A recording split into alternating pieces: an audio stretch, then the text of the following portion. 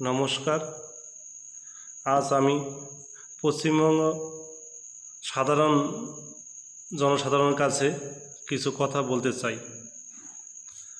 কিছুদিন আগে আমাদের মোথাবাড়ি মালদা, সেখানে জিহাদি মুসলিমরা কিভাবে অত্যাচার করেছিল, গাড়িতে আগুন ধরিয়ে দেওয়া, লুটপাট করা,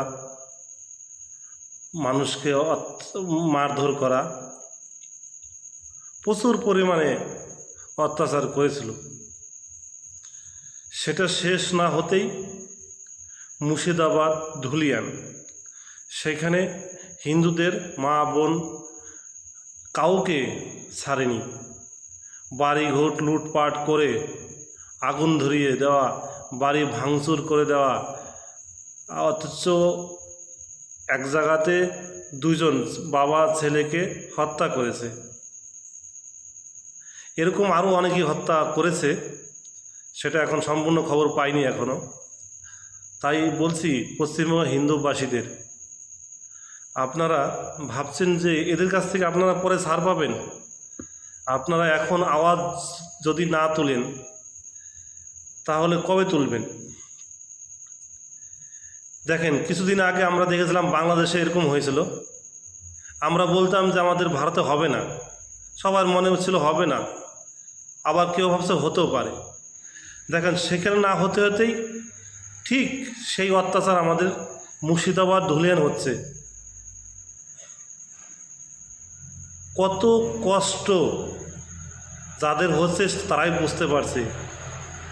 তাই আপনারা কখনো ভাববেন না যে আমাদেরকে ছেড়ে দিবে। হিন্দুদের কাউকে ছাড়ছে না। আপনি ওই জিহাদি মুসলিম, এদের কাছে কোনোদিন আপনি ক্ষমা চেয়েও রক্ষা পাবেন না। আর সেই বিরুদ্ধে আপনারা প্রতিবাদ যদি না করেন, সামনে আপনাদের থাকতেও পারবেন।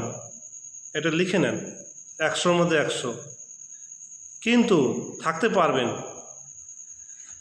আপনার লড়াই করতে হবে।